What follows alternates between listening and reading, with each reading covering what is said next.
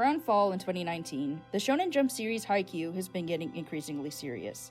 For those of us who have been keeping up with the manga, the change in tone between chapter 364 and 365 has been abundantly clear.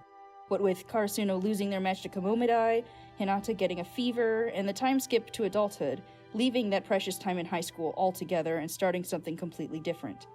Those that haven't read the manga, well, I've already spoiled a bunch of stuff, and I'm assuming if you stay, you're in it for the long haul, but the Haikyuu we know so far as the anime goes has been relatively lighthearted, interlaced with serious moments and heated arguments. But as the characters have matured, Haikyuu has reached a new level of emotional exploration, and with the most recent release of Chapter 387, Furudate has finally answered the question, why was Kageyama such an angry person? And brought up a topic unlike anything we've ever seen in Haikyuu, death. This chapter was handled beautifully, and I want to take some time to explain some of the reasons why, both from the perspective of a comic artist and a visual storyteller and writer. Comics, manga, and sequential art in general, like every medium, have a specific language to them. They're different from illustration in that comics are a series of pictures put together, designed to share the same space and guide the reader in one direction. And they're different from animation because they're still images, and we're unable to use audio effects. Oya. Oya oya. Oya oya oya. Of course, it's an art form, so none of this is set in stone, but there are things like lettering, environment design, and paneling that Furudate uses to the fullest. The lettering doesn't so much play a part into the emotions of this chapter, but I wanted to give Furudate a shout out for doing this so well. It's something I've always admired them for because their lettering not only conveys sound, but it conveys space and character. The common do sound seen in the majority of volleyball matches is as impactful as it is because of their geometric design and placement around the net and in correlation to the volleyball. And in moments like this, where baby Tobio is gnawing on the volleyball, the roundness of the lettering is important to showing his mood, as opposed to 2 panels later when he gets increasingly defensive over letting go of the damn thing.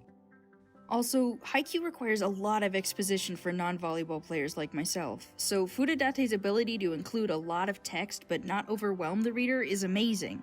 They're so good at directing the reading order with visuals too, using the angle of the horizon line and characters' eyes to direct the reader. Environment design is also one of Furudate's key strengths. In Chapter 366, when Hinata and Yachi take a taxi, we never actually see the car. All we see are the back of the chairs, the seatbelts, and the little no smoking sign on the window. But those details are specific enough that the reader knows exactly where they are without receiving any more information. And in Chapter 387, Furudate doesn't have a lot of big establishing shots. There's a lot of small pieces that build the Kageyama household, like the underbelly of their roofing, the backyard and doors, and the table that Tobio sits at with his grandfather Kazuyo. Furudate gives us just enough character to the few elements shown to get a sense of where the characters are and what kind of family they are. It's clean, like Tobio always has been, their foyer is tiled, and their yard is just big enough, and the table is set up for a family of 6, but only 2 people max are ever seen sitting there. A lot of information is packed into these environment details. It's effective and efficient, which helps not only develop the characters deeply, but pace the story well, which is a big part of Furudate's panel design. Before I get deeper into the thematic importance of the paneling, let me first point out how essential they are to pacing, timing, and mood. As a quick note for those who don't know, this is a panel, and the space in between is a gutter. Both are essential to telling the reader how much time has passed. Furudate has always been good at giving the big volleyball moments a lot of space, but we can only feel their impact because Furudate doesn't always use big panels. Furudate is a master at building up to the moment with smaller ones, and vice versa. Even just on the first page of 387, we're brought into the chapter with a medium panel, followed by a shorter simple one, followed by the big impact panel that establishes the environment and pulls our attention to Tobio. This gives us the sense of openness needed to understand the court. In this case, both the smaller panels lead up to the big moment, and then the big moment allows us to be pulled closer in and slow down in the last panel. The small panel then allows us to open up again on the second page with baby Tobio eating the ball, and then the long panel with Kazuyo-san and Miwa-chan breaking the panel border gives us a sense of excitement. The 2 smaller panels bring us back into focus on Tobio. I won't go through every page, but it's important to note that on the third one, the small closed panel at the top sets a serious mood. The subject matter might pass over your head, and it's pushed off to the side because the panel is literally closed off. But I'll get deeper into that later. The next two panels are fun because they're not separated by a gutter at all, and the lack thereof once again makes the gym seem spacious. We get a close-up on cute baby Tobio before the figures are shrunk down super small to show us the scale of the gym. We can also assume that this whole chapter is being told from Tobio's perspective, so the space has to be big. The third through fifth panels are roughly the same size, and we can tell by their change in outfits, hair, and the caption about Tobio's age that years are passing, which are important but not important enough to deserve their own emphasis. We do need to know that Tobio is around 5 years old when he first speaks the words, "I like the gym." It's the first time he speaks this chapter, and the first time we see him say anything since he was a baby, so symbolically, these are his first words ever, which fits his character really well. Now, there are a lot of different themes in this chapter: family, childhood, volleyball, hair, death, etc. But the first one I want to address is Tobio's relationship to his grandfather. Specifically, how Kazuo is Tobio's anchor, and how Furudate shows that through panel design.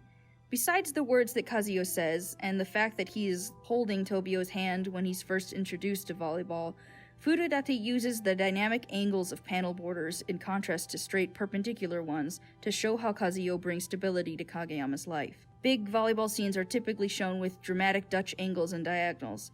They create action and excitement, altering the composition within the panel and without it. Like on pages 8 and 9, the diagonal panel border mimics the net and the setter's line of action, which leads the eye to the ball.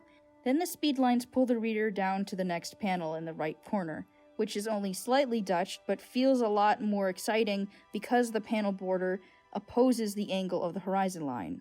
Side note, this is the Adler Stadium, so Tobio has been a fan of this team for a long time, and I'm gonna go out on a limb and guess that this is the same game he was talking about when explaining to Hinata why being a setter was so cool, and how different it is to watch a game in person versus on TV.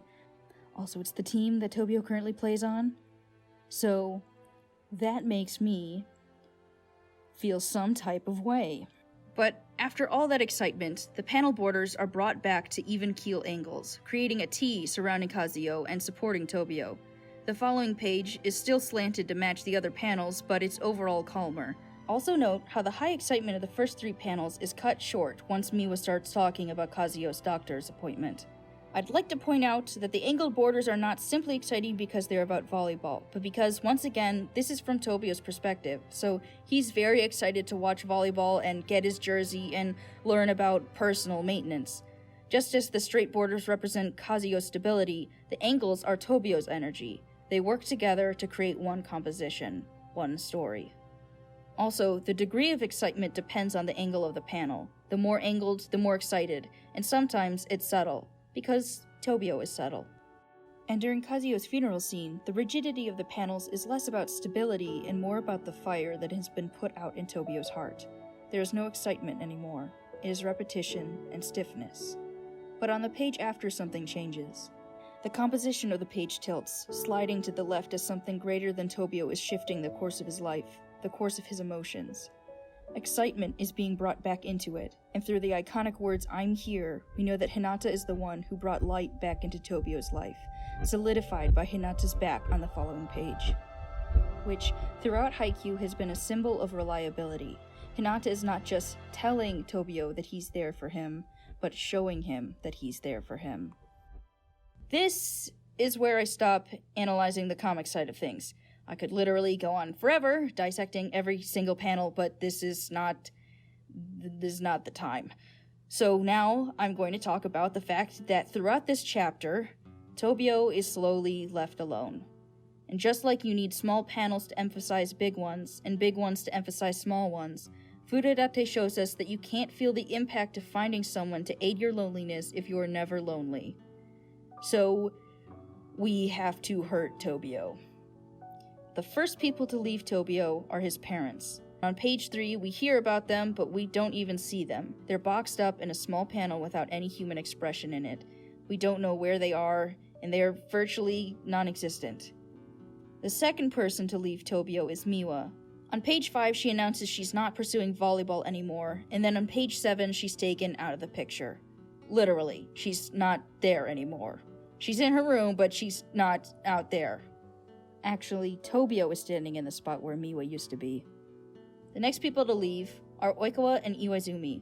We say hello and goodbye to them on the same page, but we've known them for long enough, so we don't really have to worry about getting to know them. Similarly, Kunimi and Kindaichi are the next to leave. And then, finally, the last person is Tobio's grandfather. Before we can even see the funeral on page 15, you know Kazuyo has died because once again, Tobio is playing volleyball in his yard, and like when Miwa left, Tobio is now standing where his grandfather used to be. And now, Tobio is alone. But before we can give Tobio some relief, I have to point out 2 more things. How Tobio expresses himself and the theme of running.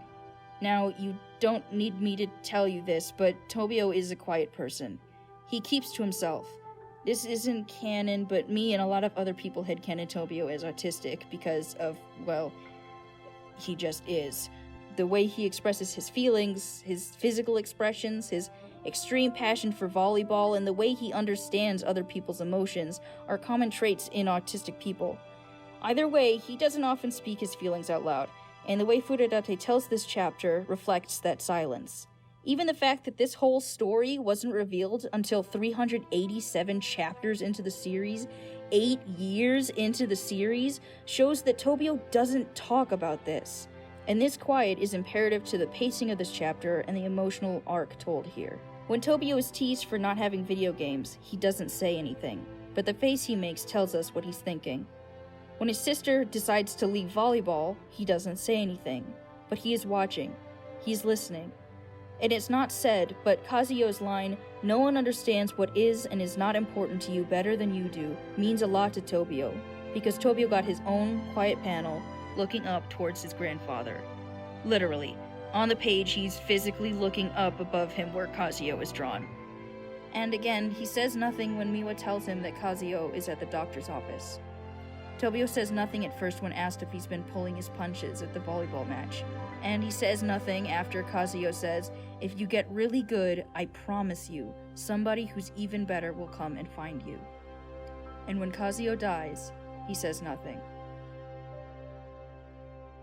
On pages 15 and 16, that silence is undeniable. I'm going to dip back into the comics part again here because the way Furudate uses the page to create Tobio's loneliness is breathtaking. First, there's the use of cherry blossoms. They're used on page 9 and then on 13, bright and healthy, and both during big transitions of Tobio's life. And then on page 14, they start to flutter away. The petals lead us into the next scene, where the last of Tobio's friends leave him. The first panel is cut a little shorter than the rest, mirroring the way Kindaichi and Kunimi shut down Tobio's invite to practice more. Tobio's reaction is again quiet, 3 dots, nothing more, before he turns around to an endless gym to practice serving for who knows how much longer. The previous 2 and the next 2 panels are all pretty small, creating a monotony and sense of routine that Tobio is used to. But the fact that he's leaving everyone in the dust creates a bigger emotional gap between Tobio and those around him. And then, of course, is the panel of Tobio practicing alone in his backyard. And finally, the last 2 panels are slim fractions of time. The ball falls and then hits the ground, creating this soundless echo behind the last panel of Tobio standing physically in front of it all, silent. Page 16 is in a world of its own. It starts off with a big symmetrical panel. You can't see the Kageyama's faces. The gutter is wide and barren and silent. What follows is a series of small, painful moments. For the first time, we see Tobio running completely alone. And then Tobio watching television, his grandfather's empty chair turned out as if waiting for him to return. And a very small shot of Tobio's face, the single expression of frustration as he serves the ball to no one. And those 3 small shots build to the bigger one, Tobio standing alone on the court. One of the most interesting parts about the build-up to the funeral scene is the use of black gutters. You can see them on pages 12, 14, and 15. Sometimes black gutters are used for flashbacks, but this entire thing is a flashback, so that doesn't really make sense. The next thing I thought was maybe it was just connecting his grandfather's words, but 14 and 15 don't have Kazuyo saying anything. So I don't think it's about Tobio's grandfather, but rather about Tobio's feelings about his grandfather. Page 12 is about Kazuyo's final words of wisdom. 14 is about realizing that Kazuyo is not going to make it, and 15 is witnessing the death itself. And why are the borders black? Because that's what they used to frame Kazuyo's funeral portrait. Luckily, this is not where the chapter ends. Crushing sadness has never been the end goal for Furudate. They showed us that by having Hinata fail in chapter 368, and then having him rise above that failure to find peace and the resolve to get even stronger, to look toward tomorrow. And so, this is not the end for Tobio. Throughout this chapter, we see several shots of Tobio running up a hill, and easily you can make the connection between that hill as a literal hill and the hill as a symbol for life, and the hurdle that is Kazuyo's death. And if you look at all of the running scenes together, you'll notice that Tobio isn't simply running, but chasing. At first, he's chasing after Miwa. Then, he's running for himself, symbolic of doing volleyball for his own sake after Miwa decides to find her own path. And then Tobio is chasing after Oikawa and Iwaizumi, and next it could be argued that he's chasing after his grandfather. And then, chasing the memory of his grandfather. But in the end, Kageyama is chasing after Hinata. It's important to note the order of people in Tobio's races. In the first one, Miwa is first place, Tobio is second, Kazuyo last. In the second, Tobio is first, and Kazuyo last. In these races, Kazuyo is always behind Tobio, watching him, keeping an eye on him. And including the next race with Iwaizumi and Oikawa, Tobio is always behind. Tobio is always looking at someone's back. But Hinata is different. Because Tobio doesn't just see Hinata's back as he chases after him. Hinata turns around, looks Kageyama in the eye, and meets him at the finish line. And like that first race, Tobio's family is with him. His sister comes first, and Kazuyo follows after, and now Hinata is by Tobio's side. There are probably a dozen other things that I haven't noticed because Furudate is just that good. But from what I was able to see, from the panel design to the figure placement to the order in which characters appear, this chapter has blown me away and will probably make me go insane for about another week, or maybe the rest of my life. I hope Haikyuu brings you as much joy as it brings me. Thank you so much for watching, stay safe, be kind, and have fun. ブロッコリー1号2号